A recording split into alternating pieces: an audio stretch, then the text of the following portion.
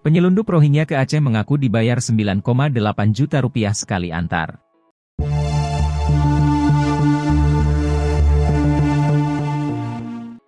Tersangka penyelundup Rohingya ke Aceh Besar, Aceh, mengaku dibayar agen utama senilai 70.000 taka Bangladesh, atau sekitar 9,8 juta rupiah untuk sekali pengantaran imigran ke Indonesia menggunakan kapal.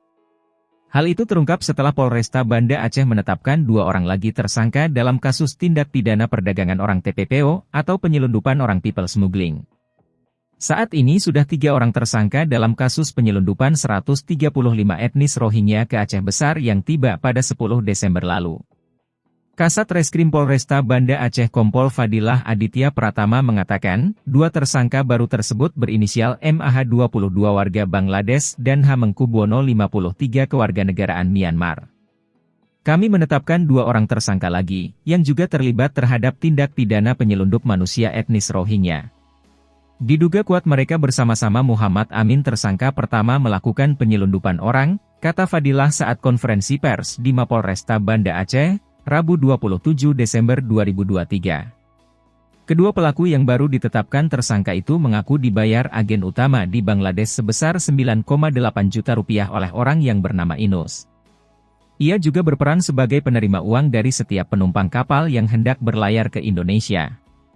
Mereka mendapat upah jika berhasil membawa orang sampai ke Indonesia itu sekitar 70.000 taka Bangladesh, kata Fadilah.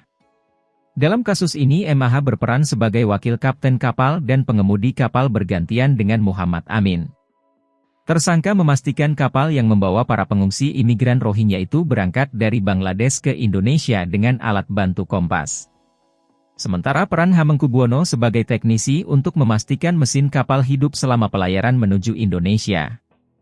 Dari barang bukti, polisi juga menyita berbagai kunci-kunci alat mesin dari dalam tas milik Hamengkubuwono. Tersangka MAH dan Hamengkubuwono bekerja sama membantu tersangka Muhammad Amin melakukan tindak pidana penyelundupan warga etnis Rohingya dari Bangladesh masuk ke Indonesia, sebutnya. Dari hasil pemeriksaan polisi kapal yang digunakan oleh Rohingya ini layak untuk berlayar dan tidak ditemukan adanya kerusakan di mesin atau bocor pada lambung kapal. Kapal tidak ada kerusakan. Kesimpulannya mereka tidak terdampar tapi dibawa ke Indonesia, ya ini kejahatan yang kami dapat, katanya.